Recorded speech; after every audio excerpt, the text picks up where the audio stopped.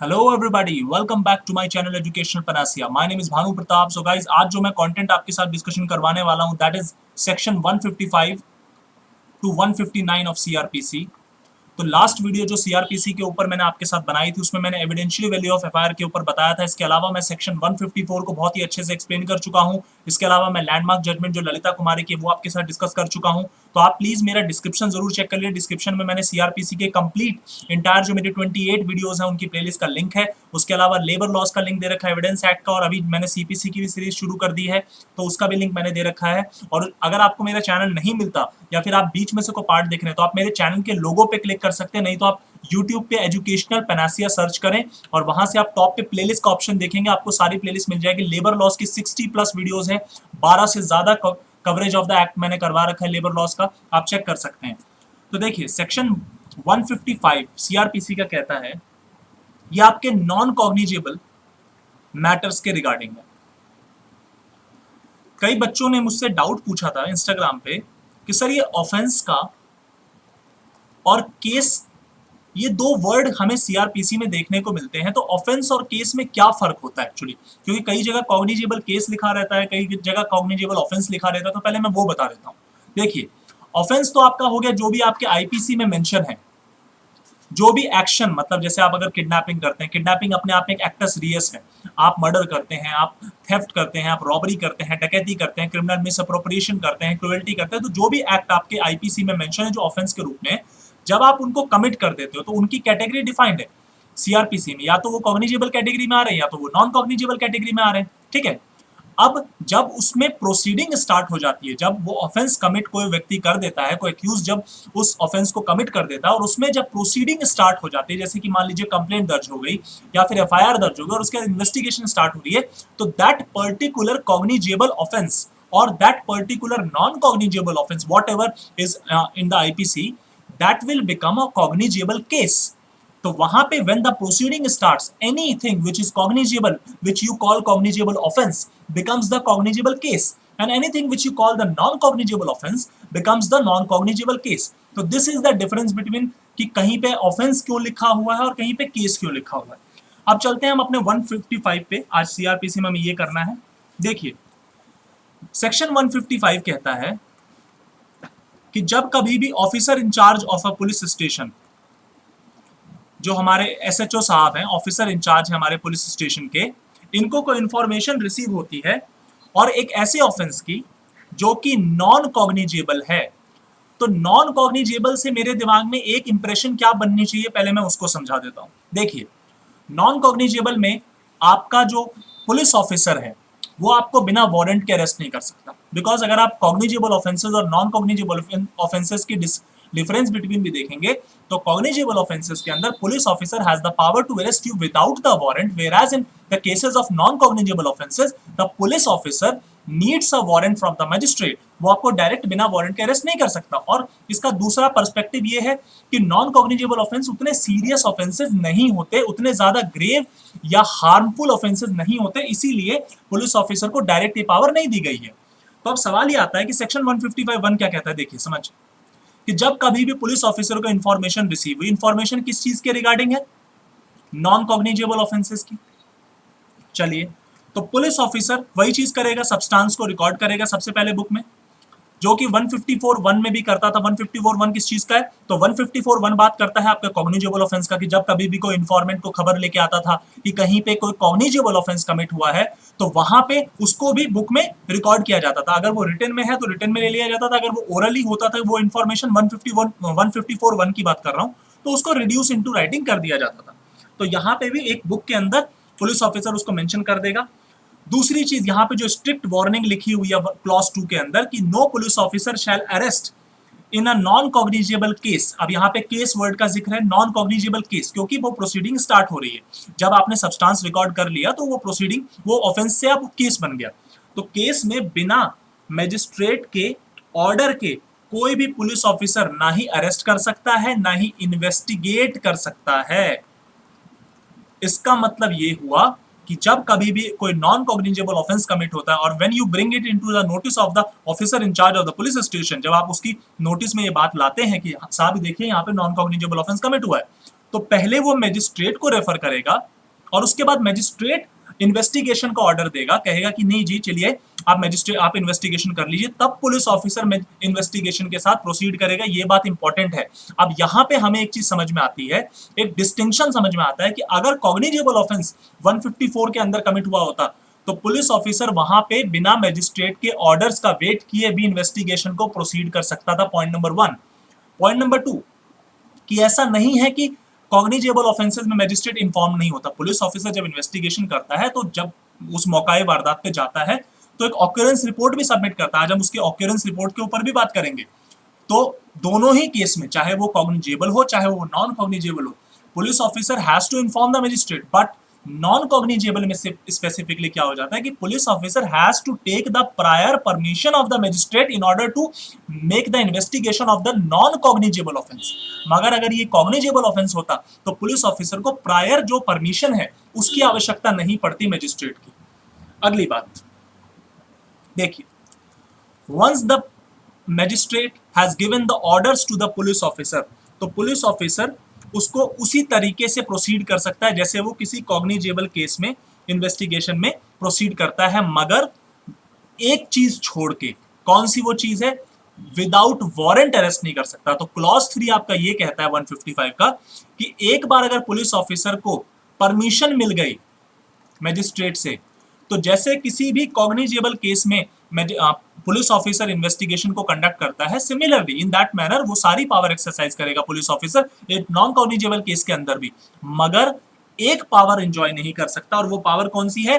Power to arrest without warrant. मतलब कि बिना वारंट के तो आप नॉन कॉग्निजेबल केस में किसी को भी अरेस्ट नहीं कर सकते, मगर अगर ये कॉग्निजेबल केस होता तो आप यहां पे किसी को अरेस्ट कर सकते थे बिना वारंट के भी। Now this makes the core distinction, this makes the real distinction between a cognizable and a non cognizable case. चलिए अब यहां पे एक लास्ट क्लॉज जो 155 का वो क्या कहता है जरा समझते हैं। फर्ज करिए कि एक इंफॉर्मेशन रिसीव हुई और उसके बेसिस पे एक केस दर्ज हो गया। चलिए जी, अब केस के अंदर जो ऑफेंस हुए हैं उसमें से एटलीस्ट एक ऑफेंस जो है वो आपका कॉग्निजेबल है। जो भी ऑफेंस दर्ज हुए हैं उसमें से एटलीस्ट एक ऑफेंस आपका कॉग्निजेबल है।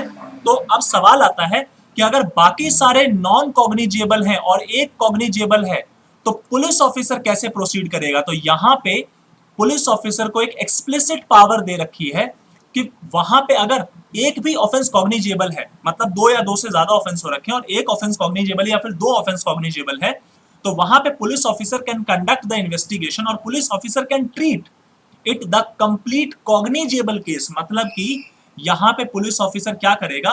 पुलिस ऑफिसर इंटायर केस को, I am talking about the entire case, I am not talking about any specific offence, I am talking about the entire case. Police officer entire case को cognizable ही treat करेगा। मतलब कि वहां पे police officer can arrest without the warrant, क्योंकि जब वो पूरे केस को ही कॉग्निजेबल माना जा रहा है तो वहां पे पुलिस ऑफिसर के पास पावर आ जाती है, he can arrest without the warrant. And very important wording has been used in clause 4 कि notwithstanding the other offences are non cognizable. इसका मतलब हुआ कि इस बात से कोई फर्क नहीं पड़ता कि बाकी ऑफेंसेस जिनके कंप्लेंट आई थी या जिनके खिलाफ पुलिस में कोई इंफॉर्मेशन आई थी तो वो नॉन कॉग्निजेबल, अगर एक केस भी कॉग्निजेबल था तो police officer can proceed like कि वो एक कॉग्निजेबल केस ही प्रोसीड कर रहे हैं। फर्क नहीं पड़ता कि उसमें बाकी सारे नॉन कॉग्निजेबल, एटलीस्ट एक तो कॉग्निजेबल है। तो this is the explicit power, और यहां पे पुलिस ऑफिसर को थोड़ा कन्वीनियंट हो जाता है, इस वजह से यहां पे एक्सप्लिसिटली सीआरपीसी में पावर मेंशन है। Now coming upon 156 which is a very important section. Section 156 देखिए, सेक्शन 156 आपके कॉग्निजेबल केस के रिगार्डिंग की बात करता है कि ये पुलिस ऑफिसर के पावर टू इन्वेस्टिगेट के रिगार्डिंग है। देखिए यहां पे पुलिस ऑफिसर को क्लॉज 1 में हमने पावर दे रखी है, वेराज हमने 3 के अंदर, क्लॉज 3 के अंदर हमने जो पावर दे रखी है वो मैजिस्ट्रेट को दे रखी है। और 156(3) एक ऐसी एप्लीकेशन है जो इतनी फ्रिक्वेंटली आपके क्रिमिनल मैटर्स में कोर्ट में इस्तेमाल होती है और इसके ऊपर वेरियस जजमेंट्स हैं, प्लेथोरा ऑफ जजमेंट्स आपको मिलेंगे, और मैं 156(3) के ऊपर आज आपको एक लैंडमार्क जजमेंट 2019 की कराऊंगा, कंपैरिजन ले डाउन कराऊंगा और बहुत सारे कॉन्सेप्ट्स को क्लियर करवाऊंगा। सबसे पहले चलते हैं 1 पे। देखिए, कोई भी ऑफिसर इंचार्ज है,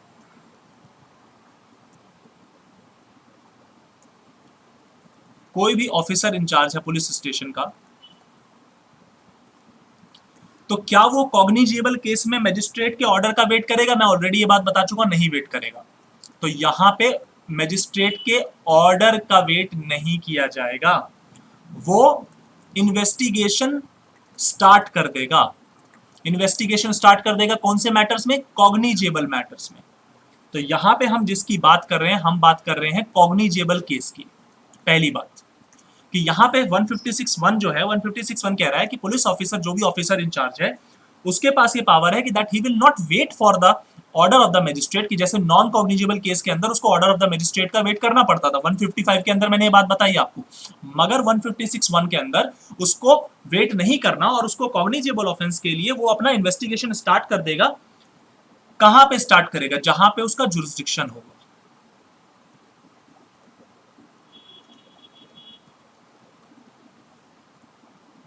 जहां पे उस कोर्ट का जुरिस्डिक्शन होगा, उस कोर्ट के जुरिस्डिक्शन में जहां पे भी ऑफेंस रजिस्टर हुआ है, जिस भी थाने में, वहां का ऑफिसर इंचार्ज अपना प्रोसीड कर देगा आपका इन्वेस्टिगेशन का प्रोसेस। ये तो सुन के हमें बहुत आसान लग रहा है कि चलिए ये तो पुलिस ऑफिसर के पास पावर दे रखी है। और एक बात बड़ी ध्यान रखने वाली आप लोगों के लिए कि पुलिस ऑफिसर जब इन्वेस्टिगेशन कंडक्ट करता है तो usually magistrate will not interfere with the investigation. Magistrate will not interfere with the investigation. ये बहुत इंपॉर्टेंट बात है। मैं क्यों ये बात बता रहा हूं, समझिए बात को। देखिए, मैजिस्ट्रेट की जो पावर है ना, वो इन्वेस्टिगेशन को ऑर्डर करवाने की है। अभी मैं आपको बताऊंगा उसके बारे में। मैजिस्ट्रेट की पावर है इन्वेस्टिगेशन को मॉनिटर करने की। Time to time police officer shall submit the report to the magistrate. Occurrence report भी मैजिस्ट्रेट के पास सबमिट करनी पड़ती है। एक्शन टेकन रिपोर्ट कर सबमिट करता है। लास्ट में चार्जशीट फाइल करता है, पुलिस रिपोर्ट, जिसको हम पुलिस रिपोर्ट सबमिट करता है 173 के अंदर। तो मैजिस्ट्रेट मॉनिटर करता है, सुपरवाइजरी बॉडी की तरह काम करता है। मगर मैजिस्ट्रेट तब तक इंटरफेयर नहीं करता, मैजिस्ट्रेट तब तक इंटरवीन नहीं करता इन्वेस्टिगेशन में, because investigation is the exclusive authority of the police officer. Investigation is the exclusive power. Investigation remains within the power domain of the executive. तो वहां पे जुडिशरी को, आई मीन टू से magistrate, shall not come and say कि हाँ कितना investigation हुआ, किस किस को इन्वेस्टिगेट किया, बताओ जल्दी हमें। No, it is the complete prerogative of the police officer, it is the complete prerogative of the officer in charge कि वो अपने तरीके से इन्वेस्टिगेशन कंडक्ट करेगा। उसको भी सीआरपीसी में अपनी राइट्स एंड ड्यूटीज पता है। दूसरी बात यहां पे इंपॉर्टेंट कि कब मैजिस्ट्रेट इन्वेस्टिगेशन में इंटरफेयर कर सकता है? जब पुलिस ऑफिसर बहुत ही ज्यादा आर्बिट्री मैनर में इन्वेस्टिगेशन कंडक्ट कर रहा हो, या फिर बहुत ही ग्रॉसली अनफेयर इन्वेस्टिगेशन कंडक्ट कर रहा हो, तब मैजिस्ट्रेट इंटरफेयर कर सकता है। और वहां पे उस केस में मैजिस्ट्रेट इन्वेस्टिगेशन को क्वैश भी कर सकता है यूजिंग 482। सीआरपीसी के अंदर सेक्शन 482 जो आपका inherent powers of the high court है, तो सीआरपीसी का inherent powers of the high court कहता है कि वहां पे in the interest of justice high court has the requisite power to pass any order in the interest of the justice. तो वहां पे 482 को यूज करके इन्वेस्टिगेशन को क्वैश कराया भी जा सकता है और एक फ्रेश इन्वेस्टिगेशन ऑर्डर किया जा सकता है। मगर while the investigation is being continued, police officer के काम में नेचुरली और नॉर्मली मैजिस्ट्रेट दखल अंदाजी नहीं करता, क्योंकि वो पुलिस ऑफिसर मतलब एग्जीक्यूटिव बॉडी की अपनी एक प्रेरोगेटिव है, इन्वेस्टिगेशन करना काम उनका है। हाँ, अगर इन्वेस्टिगेशन नहीं कंडक्ट हो रहा, अगर इन्वेस्टिगेशन पुलिस ऑफिसर चालू करने को राजी नहीं, एफआईआर दर्ज करने को राजी नहीं, तो magistrate can use his power and order the police officer that you conduct the investigation, that you proceed with the investigation. वो पावर मैजिस्ट्रेट के पास हमेशा है कि अगर मान लीजिए पुलिस ऑफिसर इन्वेस्टिगेशन करने में डिले कर रहा है, तो वहां पे आप एप्लीकेशन डालिए कोर्ट में और वहां पे जाएगा, एक ऑर्डर पास होगा पुलिस ऑफिसर के खिलाफ और पुलिस ऑफिसर को इन्वेस्टिगेशन करनी पड़ेगी। मगर जब एक इन्वेस्टिगेशन प्रोसीड हो जाती है तो normally the magistrate does not intervene और the magistrate does not interfere. अब आते हैं हम 156(2) पे। 156(2) no proceeding shall be called in question.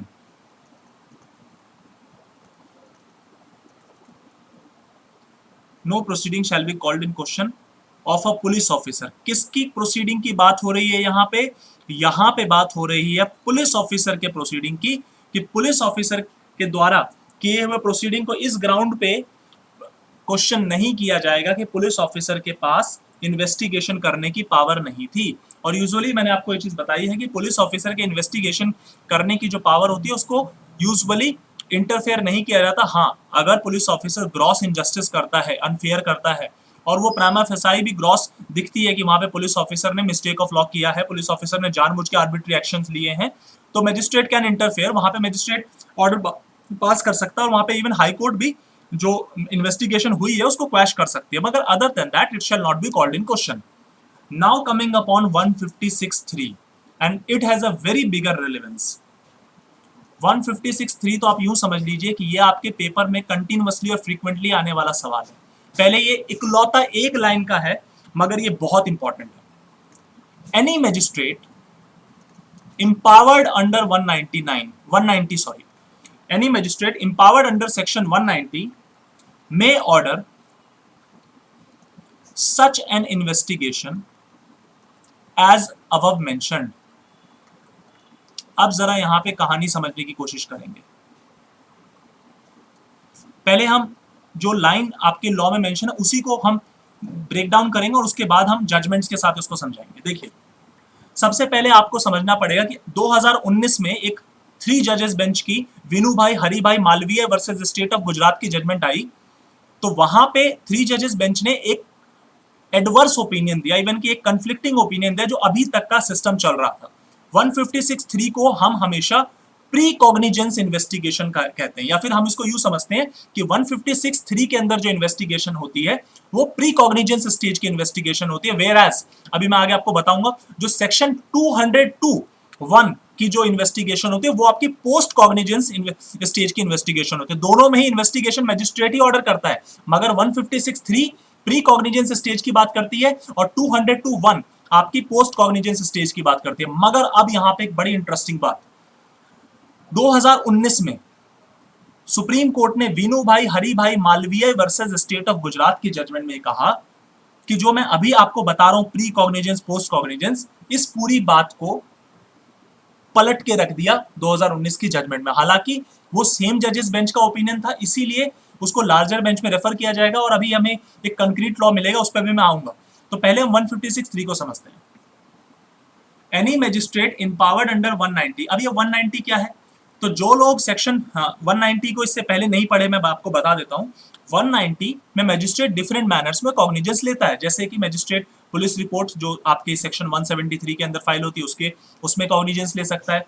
Magistrate आपका कंप्लेंट पे कॉग्निजेंस ले सकता है कि आप डायरेक्ट मैजिस्ट्रेट को कंप्लेंट कर सकते हैं। मान लीजिए आपकी एफआईआर दर्ज नहीं हो रही, तो एफआईआर दर्ज नहीं होने के केस में आप सुपरिटेंडेंट के पास जाते हैं, सुपरिटेंडेंट भी आपकी एफआईआर दर्ज नहीं कर रहा, तो आप मैजिस्ट्रेट के पास जा सकते हैं डायरेक्ट अपनी कंप्लेंट लेके। दूसरा केस, अगर नॉन कॉग्निजेबल ऑफेंसेस हैं तो वहां पे आप सीधा मैजिस्ट्रेट के पास जाके भी कंप्लेंट डाल सकते हैं।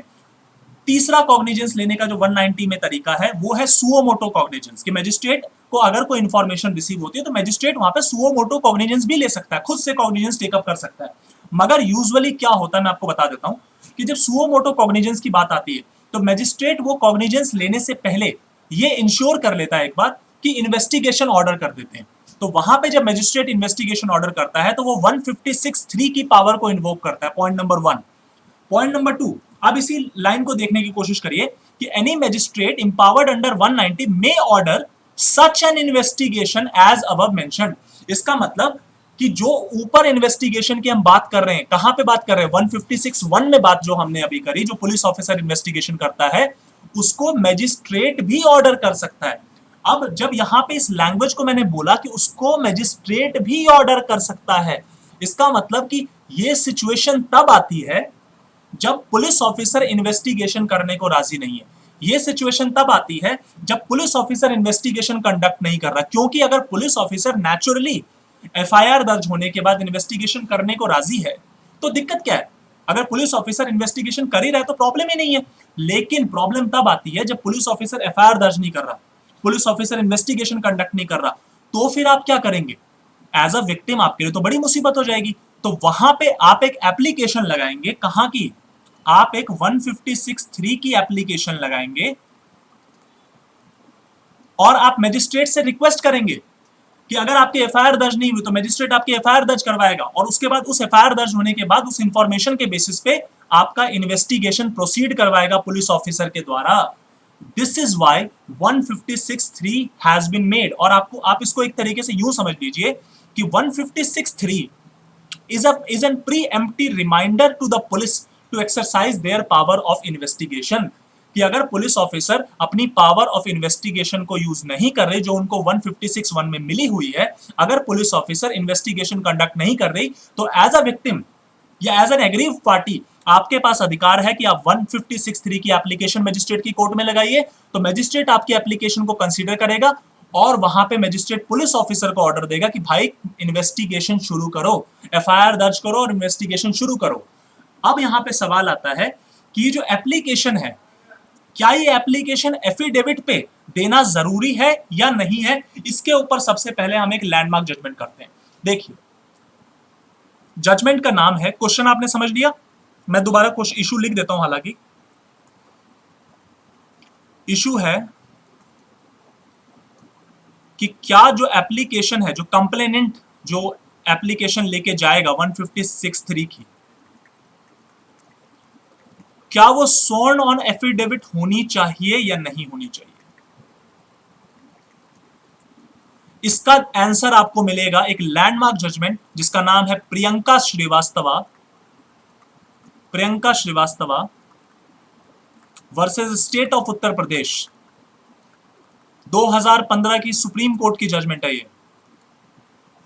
इसमें सुप्रीम कोर्ट ने बोला कि आप अगर 156(3) की एप्लीकेशन लगाते हैं तो आपको उसको एफिडेविट पे ही स्वर्ण करना पड़ेगा, मतलब कि उस एप्लीकेशन के साथ आपको एफिडेविट अटैच करना पड़ेगा। अब इस जजमेंट में हुआ क्या, मैं हल्का सा आइडिया दे देता हूं।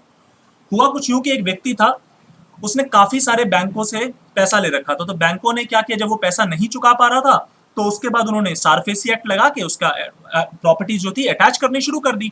मगर उसने हर जगह पे, कहीं वो रिट लगा देता, कहीं वो इन्वेस्टिगेशन के लिए, कहीं वो कंप्लेंट कर देता बैंकों के खिलाफ। तो उसने बार बार इस पावर का गलत इस्तेमाल किया, जिसकी वजह से सुप्रीम कोर्ट ने बोला कि ये तो एक तरीके का abuse of the process of the court हो जाएगा। ये तो आप जस्टिस को लेने के लिए अपना अलग अलग रास्ता निकाल रहे हैं और आप प्रोसेस ऑफ द कोर्ट और टाइम ऑफ द कोर्ट दोनों को बर्बाद करने की कोशिश कर रहे हैं। तो वहां पे एक राइडर क्लॉज लगा दिया गया और सुप्रीम कोर्ट ने इस जजमेंट ऑफ प्रियंका श्रीवास्तवा में कहा कि अगर आप 156(3) की एप्लीकेशन लगाते हैं तो आप उसके साथ एक एफिडेविट अटैच करिए। क्यों? रीजन समझिए। द रीजन बीइंग कि कल को अगर आपकी वो एप्लीकेशन झूठी निकलती है तो फिर आपके ऊपर भी झूठी एफिडेविट देने का प्रोसीडिंग चल सकता है इंडियन पीनल कोड में। इसी वजह से एक तरीके का सेफ्टी वॉल्व लगा दिया सुप्रीम कोर्ट ने 2015 में और कहा कि ठीक है, आप 156(3) की एप्लीकेशन लगाइए एज अ कंप्लेनेंट, जहां पे इन्वेस्टिगेशन के लिए ऑर्डर करता है मजिस्ट्रेट, मगर आप उसके साथ एक एफिडेविट भी लगाइए। चलिए,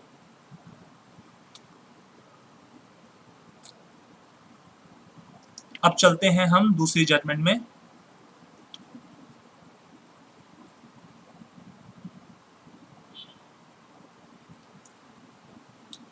दूसरी जजमेंट है आपकी, यह भी एक लैंडमार्क जजमेंट है, Ramdev food products private limited versus state of Gujarat. 2015 की 3 जजेस की बेंच की जजमेंट है, 3 जजेस की बेंच है इसमें भी। अब इसमें सुप्रीम कोर्ट कहती है, अब यहां पे सवाल क्या, पहले उसको समझते हैं कि क्या कोई भी कंप्लेनेंट आएगा और बोलेगा कि साहब मेरी 156(3) की एप्लीकेशन नहीं लग रही, एफआईआर पुलिस ऑफिसर रजिस्टर करने को राजी नहीं, मैंने सुपरिटेंडेंट ऑफ पुलिस के पास भी गया था, वो भी नहीं कर रहे, तो मेरी तो एफआईआर भी दर्ज नहीं हो रही और मेरा तो इन्वेस्टिगेशन प्रोसीड ही नहीं हो पा रहा। तो वहां पे क्या हर केस में उसको कोर्ट या मजिस्ट्रेट एंटरटेन कर देगा? तो यहां पे सुप्रीम कोर्ट कहती है कि 156 की जब भी आप डायरेक्शन इशू करें, 156 की डायरेक्शन जब भी इशू करें एज अ मजिस्ट्रेट, तो you have to apply your judicial mind. 156(3) direction issued after the application of the mind. दूसरा,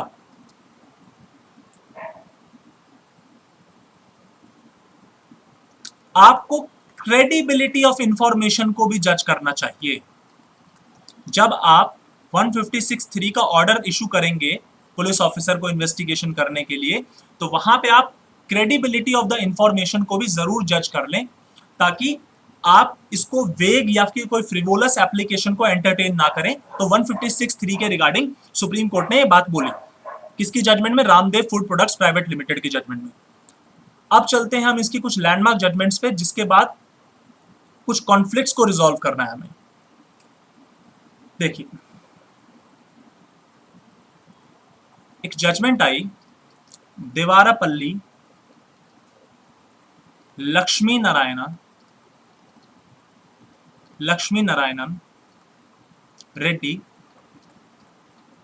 वर्सेस वी नारायणन रेड्डी। और ये वाली जो जजमेंट का लॉ है 1976 की सुप्रीम कोर्ट की जजमेंट है, ये वाली जजमेंट का लॉ काफी सालों तक चलता रहा। हालांकि अभी तक ये ओवर रूल नहीं हुआ, ये वर्चुअली ओवर रूल हो गया 2019 में। कैसे हुआ है मैं बता देता हूं। ये आपकी 3 जजेस बेंच की जजमेंट थी। अब यहां पे सुप्रीम कोर्ट क्या कहती है समझिए। सुप्रीम कोर्ट कहती है कि 156(3) की जो पावर ऑफ इन्वेस्टिगेशन है पुलिस की, और 202(1) इसकी जो पावर ऑफ इन्वेस्टिगेशन है पुलिस की, ये दोनों डिफरेंट है। ये पावर और ये पावर दोनों डिफरेंट हैं। और ये वाली जो बात मैं आपको कह रहा हूं ना, देवारापल्ली लक्ष्मी नारायण रेड्डी में जो जजमेंट ले डाउन करी, ये वाली बात 40 साल तक, मतलब अभी तक ये बात अप्लाई होती है। और आपको किताबों में भी इसी तरीके से लिखा हुआ मिलेगा कि 156(3) प्री कॉग्निजेंस स्टेज पे लगती है, और 202 क्लॉज 1 आपकी पोस्ट कॉग्निजेंस स्टेज की है। कि मतलब 202(1) के अंदर जब मजिस्ट्रेट इन्वेस्टिगेशन करता है तो कंप्लेनेंट का कॉग्निजेंस ले चुका होता है वो, और एक बार बस उसकी वेरासिटी को चेक करने के लिए वो इन्वेस्टिगेशन ऑर्डर करा देता है। 202(1) में ऐसे किताब में लिखा हुआ मिलेगा आपको। मगर इस वाली जजमेंट को वर्चुअली ओवर रूल किया गया। वर्चुअली ओवर रूल में बार बार इसलिए बोल रहा हूं क्योंकि इसकी अपोजिट बात कही है 2019 में सुप्रीम कोर्ट ने, मगर वो भी 3 जजेस बेंच की जजमेंट है, तो अभी ओवर रूल नहीं हुआ टेक्निकली। देखिए, यहां पे सुप्रीम कोर्ट ने कहा कि ये है आपकी प्री कॉग्निजेंस स्टेज की बात, ये वाले इन्वेस्टिगेशन, और ये वाली जो इन्वेस्टिगेशन है ये है आपकी पोस्ट कॉग्निजेंस स्टेज की। और इवन कि सुप्रीम कोर्ट ने ये भी ऐड किया देवारापल्ली के अंदर कि 156(3) जो है ना, वो एक तरीके का प्री एम्प्ट्री रिमाइंडर है। ये एक तरीके का प्री एम्प्ट्री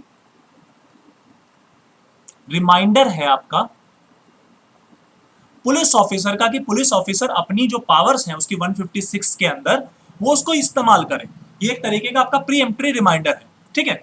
तो यहां पे सुप्रीम कोर्ट ने बात बोली। अब यही जो बात मैंने आपको बोली, ये कई सारी जजमेंट्स में अप्लाई हुआ, चाहे वो आपकी सकीरी वासु की जजमेंट हो, चाहे वो आपकी मोहम्मद यूसुफ की जजमेंट हो वर्सेस श्रीमती आफाक जहान की हो, चाहे वो आपका तुला राम की जजमेंट हो वर्सेस किशोरी सिंह, चाहे वो आपकी दिलावर सिंह की जजमेंट हो वर्सेस स्टेट ऑफ दिल्ली 2006-2007, इन सब उस टाइम पे जो भी जजमेंट्स आई, और सारी जजमेंट्स में एक ही बात कही गई। मगर 2019 में एक डिफरेंट जजमेंट आई जिसका नाम था वीनू भाई हरि भाई Malviya versus state of Gujarat. ये जजमेंट तो आप एकदम दिलो जान में बसा लीजिए। 2019 यहां पे सुप्रीम कोर्ट कहती है कि जो सेक्शन 2H है आपका इन्वेस्टिगेशन का, जो सीआरपीसी में डेफिनेशन है इन्वेस्टिगेशन की, ये हर किस्म की प्रोसीडिंग को इंक्लूड करता है। और यहां पे एक तरीके का डिफरेंस बिटवीन भी ले डाउन किया गया था। जो 1898 का सीआरपीसी था ना, और जो अभी 1973 जो हम लेटेस्ट पढ़ रहे हैं, तो 1973 के अंदर जो सीआरपीसी में इन्वेस्टिगेशन की डेफिनेशन है, उसके अंदर वो हर किस्म की प्रोसीडिंग इंक्लूडेड है जो कि सीआरपीसी में करी जाती है for the collection of evidence. और वहां पे सुप्रीम कोर्ट ने कहा कि अगर मैजिस्ट्रेट 156(3) के अंदर इन्वेस्टिगेशन ऑर्डर करता है तो वो सिर्फ प्री कॉग्निजेंस स्टेज की नहीं है, 156(3) की इन्वेस्टिगेशन पोस्ट कॉग्निजेंस स्टेज पे भी हो सकती है।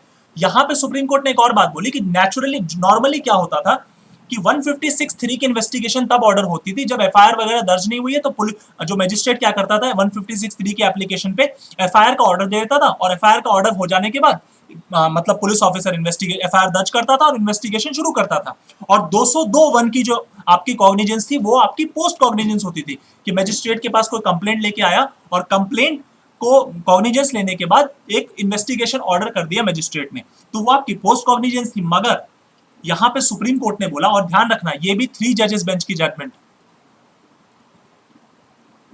यहां पे सुप्रीम कोर्ट कहती है कि 156(3) की इन्वेस्टिगेशन जो है आपकी, वो आपकी पोस्ट कॉग्निजेंस भी कंडक्ट कराई जा सकती है। एक तरीके से वर्चुअली डिफरेंट ओपिनियन दे दिया जो हमारी आपकी देवारापल्ली लक्ष्मी नारायण रेड्डी के अंदर ले डाउन करा गया था। और उसके बाद कई सारी जजमेंट में, चाहे आपकी मोहम्मद यूसुफ की, तुलाराम की, दिलावर सिंह की, जो भी जजमेंट हो, सारी जजमेंट में वो चीज फॉलो करी गई, प्री कॉग्निजेंस और पोस्ट कॉग्निजेंस वाली। मगर यहां पे एक डिफरेंट जजमेंट आई, और ध्यान रखना एक चीज कि ये वाली जजमेंट अभी हायर बेंच के पास, मतलब कॉन्स्टिट्यूशन बेंच के पास जाएगी, और वहां पे जो भी ले डाउन होगा वो फिर फॉलो किया जाएगा। नहीं तो प्रॉब्लम क्या हो जाएगी कि 2 कंफ्लिक्टिंग ओपिनियन हो जाएंगे और दोनों ही कोऑर्डिनेट बेंच है, मतलब दोनों ही 3 जजेस बेंच है, तो जो लोअर कोर्ट्स हैं उनके लिए लॉ अप्लाई करने में बड़ी दिक्कत हो जाएगी।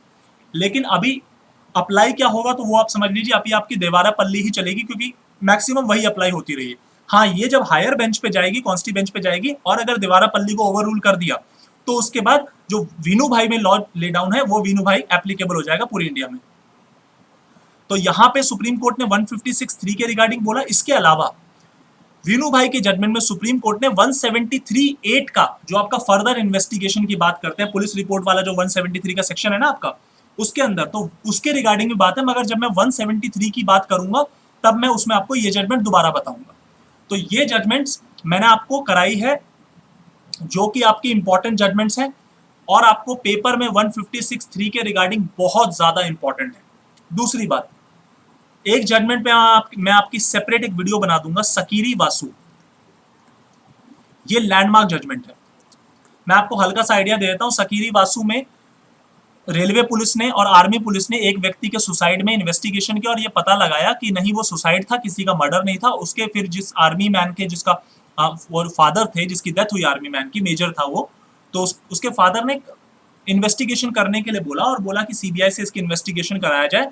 तो वहां पे सुप्रीम कोर्ट ने कहा कि अगर हमारे पास प्रॉपर इंक्वायरी हुई है, इंक्वायरी में कोई दिक्कत नहीं है, तो हम उसके लिए अलग से इन्वेस्टिगेशन कंडक्ट कराने का ऑर्डर नहीं दे सकते। तो सकीरी वासु के अंदर ये वाला लॉ लेट डाउन, और ये लैंडमार्क जजमेंट है, इसलिए मैं सेपरेट वीडियो बनाऊंगा सकीरी वासु पे। अब चलते हैं हम 157 की तरफ।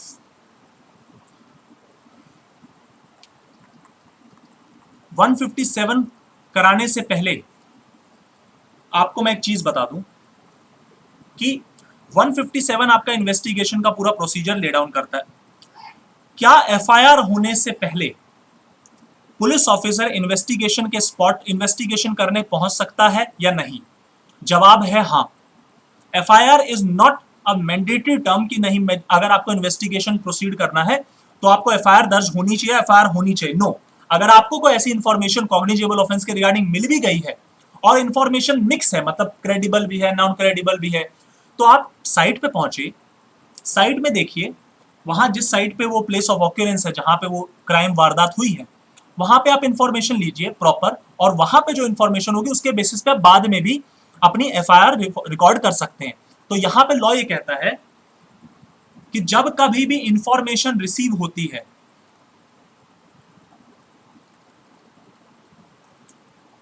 या तो इंफॉर्मेशन रिसीव हुई या फिर अदरवाइज, तो पुलिस ऑफिसर को इन्वेस्टिगेशन करने के लिए अगर वो इन्फॉर्मेशन रिसीव होगी तब तो वो स्टार्ट कर ही सकता है, इनिशिएट कर ही सकता है इन्फॉर्मेशन इन्वेस्टिगेशन को। अगर नहीं भी, अगर पता चलता है कि कहीं पे लाश पड़ी हुई है, कहीं पे खून हुआ है, बस इतनी खबर लगी, तो पुलिस ऑफिसर वहां पे पहुंच के बाद में एफआईआर दर्ज करके इन्वेस्टिगेशन को कंडक्ट करा सकता है। ये पावर 157 के अंदर दी हुई है। तो यही चीज यहाँ पे जो 157(1) कहता है कि अगर पुलिस ऑफिसर को कोई इन्वेस्टिगेशन रिसीव होती है या फिर अदरवाइज भी, मतलब यहाँ पे पुलिस ऑफिसर के पास इन्वेस्टिगेशन करने के लिए काफी वाइडर एम्बिट में पावर है, ये बात ध्यान रखने वाली है, ठीक है। तो पुलिस ऑफिसर को लगता है कि कोई ऑफेंस हुआ है जिसके लिए उसके पास 156 में पावर है, जिसके लिए पुलिस ऑफिसर 156 में इंपावर्ड है। 156 क्या था? पुलिस ऑफिसर को 156(1) पावर देता था कि किसी भी कॉग्निजेबल केस में पुलिस ऑफिसर इन्वेस्टिगेशन कंडक्ट करा सकता है। तो पुलिस ऑफिसर वहां पे क्या करेगा? पुलिस ऑफिसर सबसे पहले अपना एक सबऑर्डिनेट डिप्यूट करेगा,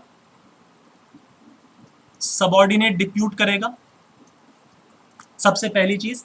और सबऑर्डिनेट जाके वहां पे स्पॉट पे जाके इन्वेस्टिगेशन करेगा, और जो भी इन्वेस्टिगेशन करने के बाद फैक्ट्स पता चले हैं और वो फैक्ट को रिसीव करेगा, और अगर किसी ऑफेंडर को अरेस्ट करना है तो अरेस्ट भी कर सकता है।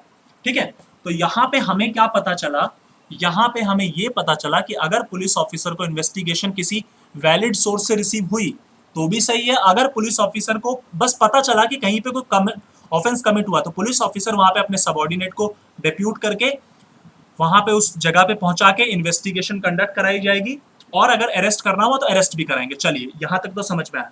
मगर सवाल आता है कि अगर ऑफेंस कोई सीरियस नेचर का नहीं है, तो ऑफेंस अगर सीरियस नेचर का नहीं है तो वहां पे पुलिस ऑफिसर इंचार्ज को खुद स्पॉट पे जाने की जरूरत नहीं है। पहली चीज, ऑफेंस अगर सीरियस नेचर का नहीं है, ऑफेंस अगर सीरियस नेचर का नहीं है तो पुलिस ऑफिसर को स्पॉट पे जाने की कोई आवश्यकता नहीं है, पहली बात।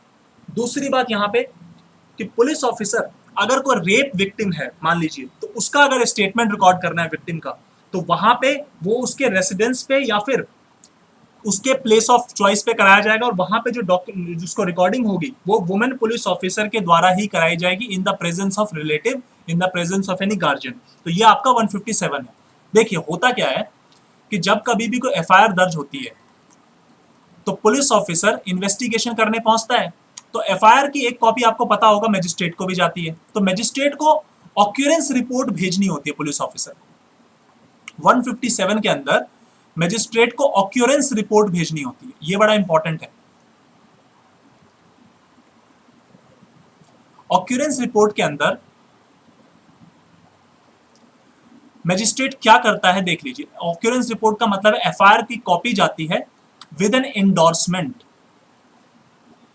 With an endorsement. एंडोर्समेंट में क्या होता है, मजिस्ट्रेट रिकॉर्ड जो क्या ऑफेंस हुआ है, क्या कमिट हुआ है, किसने कमिट किया, अगर कोई इंफॉर्मेशन रिसीव है तो वो सारी बातें मेंशन करके जो पुलिस ऑफिसर है मजिस्ट्रेट को भेज देता है। क्योंकि ये चीज एक बार अगर कोई ऑफेंस कमिट हो जाता है तो पुलिस ऑफिसर उसको अपने तक नहीं रख सकता, उसको मजिस्ट्रेट को बताना पड़ता है, ताकि फर्दर अगर कोई चीज हो रही है तो मजिस्ट्रेट भी इन्फॉर्म रहे।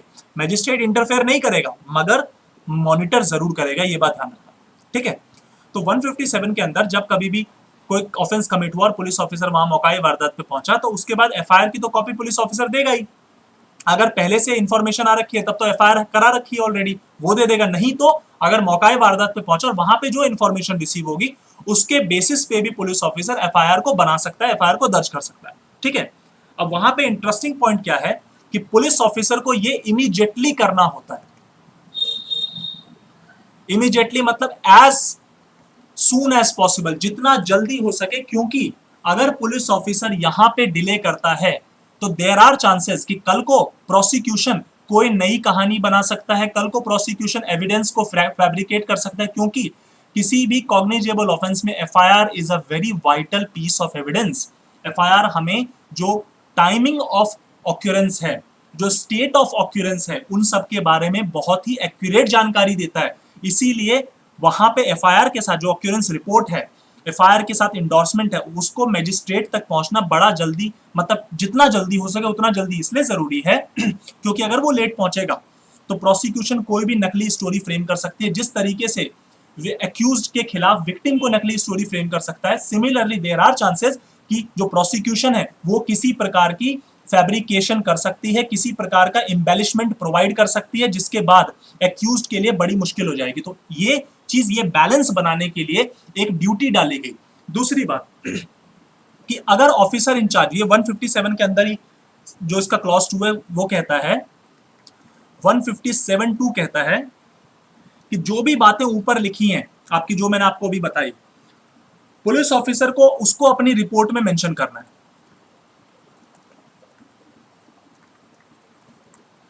और उसको पुलिस ऑफिसर को मेंशन करने के साथ ही इंफॉर्मेंट को भी नोटिफाई करना पड़ेगा। ये बात तो सब पता ही है कि अगर कोई भी इंफॉर्मेंट है, अगर एफआईआर दर्ज करता है तो इंफॉर्मेंट को भी एक कॉपी जाती है। ठीक है, अब पुलिस ऑफिसर को अपनी रिपोर्ट में अगर कोई कुछ हुआ है वो भी मेंशन करना है। अगर उसने क्यों नहीं किया है, कुछ रिपोर्ट में कुछ कंप्लाई नहीं किया है तो क्यों नहीं किया है वो भी मेंशन करना पड़ेगा।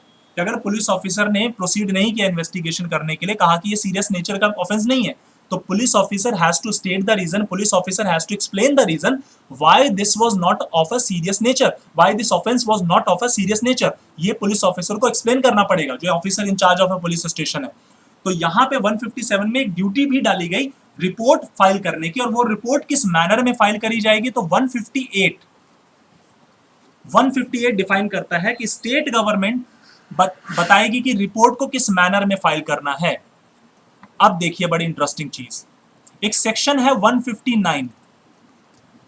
159 क्या कहता है, पहले जरा उसको समझ लेते हैं। मैजिस्ट्रेट को जब रिपोर्ट रिसीव होती है, मैजिस्ट्रेट जब वो ऑक्यूरेंस रिपोर्ट रिसीव करता है, मैं किस रिपोर्ट की बात कर रहा हूं, जो 157 में मैजिस्ट्रेट को रिसीव हुई है। ध्यान रखना, जब कभी भी 159 को पढ़ो तो 157 के साथ पढ़ना है, 159 को इंडिपेंडेंटली पढ़ने की गलती मत करना। 159 has to be read along with 157, क्योंकि उसका उसके साथ जोड़ है। तो 159 में जो 157 वाली रिपोर्ट रिसीव हुई है मैजिस्ट्रेट को, तो मैजिस्ट्रेट को लगता है कि अगर उस रिपोर्ट से वो सेटिस्फाइड नहीं है, तो मैजिस्ट्रेट वहां पे एक प्रिलिमिनरी इंक्वायरी भी कंडक्ट करा सकता है खुद से, या फिर पुलिस को इन्वेस्टिगेशन करने की ऑर्डर भी दे सकता है। मतलब कि मैजिस्ट्रेट वहां पे कह सकता है कि एक इन्वेस्टिगेशन और करा लिया जाए, या फिर अपने डेप्यूटी से किसी दूसरे मैजिस्ट्रेट को डेप्यूट करके एक प्रिलिमिनरी इंक्वायरी भी कर सकता है। अब यहां पे एक इंटरेस्टिंग पॉइंट, एक सवाल आता है कि 156(3) के अंदर भी मैजिस्ट्रेट कर सकता है इन्वेस्टिगेशन ऑर्डर, 159 के अंदर भी मैजिस्ट्रेट, तो यहां पे फर्क है। जब 156 के अंदर, 156(3) के अंदर जब मैंने आपको पढ़ाया मैजिस्ट्रेट की पावर, तो वहां पे एफआईआर भी दर्ज नहीं हुई होती है, रिपोर्ट तो मिलना बहुत दूर की बात, इन्वेस्टिगेशन कराने के लिए यहां पे किया जाता है। यहां पे 159 में इन्वेस्टिगेशन, पुलिस ऑफिसर वहां पे पहुंच के ऑक्यूरेंस रिपोर्ट दे चुका है और मैजिस्ट्रेट तब ऑर्डर कर रहा है इन्वेस्टिगेशन का। यहां पे ऑक्यूरेंस रिपोर्ट वाला कोई सीन नहीं है। दूसरी बात, ये स्पेसिफिकली रिपोर्ट के रिसीव होने पे इन्वेस्टिगेशन की पावर है, मगर ये जनरल पावर है। 156(3) जनरल पावर है। तीसरी बात, ये जो 159 का इन्वेस्टिगेशन, ये आपका पुलिस और मैजिस्ट्रेट के बीच का मैटर है, लेकिन 156(3) जो है वो आपके कंप्लेनेंट और मैजिस्ट्रेट के बीच का मैटर है, कि अगर कंप्लेनेंट की कंप्लेंट दर्ज नहीं हो रही है, एफआईआर दर्ज नहीं हो रही, पुलिस दर्ज नहीं कर रही है, तो वो 156(3) की एप्लीकेशन लगाता है, मगर 159 के अंदर कोई एप्लीकेशन लगाने की जरूरत नहीं है। ये बात ध्यान रखना, 159 में ऐसा कोई प्रोविजन नहीं है कि वहां पे कंप्लेनेंट जाएगा और एप्लीकेशन दर्ज करेगा। No, it has not to be done. तो 159 के अंदर जब 157 की ऑक्यूरेंस रिपोर्ट रिसीव हो जाती है, तो उसके बेसिस पे मैजिस्ट्रेट डिसाइड करता है कि इन्वेस्टिगेशन कंडक्ट कराना है या नहीं कराना। मगर 156(3) के अंदर कंप्लेनेंट एक एप्लीकेशन लगाता है, स्वर्न ऑन एन एफिडेविट, कि हमारा जो पुलिस ऑफिसर है वो नहीं कर रहा है इन्वेस्टिगेशन, तो वहां पे एक जनरल पावर को यूज करता है मैजिस्ट्रेट और 156(3) के अंदर कंडक्ट करवाता है इंक्वायरी। अब यहां पे मैं आपको एक लैंडमार्क जजमेंट बता देता हूं, जिसके बाद आज की क्लास में रैप अप करता हूं।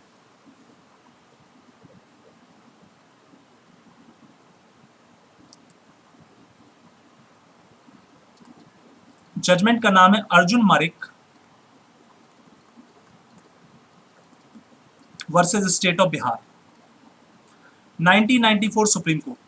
हुआ कुछ यूं कि रॉबरी और मर्डर का चार्ज लगा एक्यूज पे, काफी सारे लोग थे जिन पे ये इल्जाम लगा, ठीक है। तो 20 जुलाई को इंसिडेंट हुआ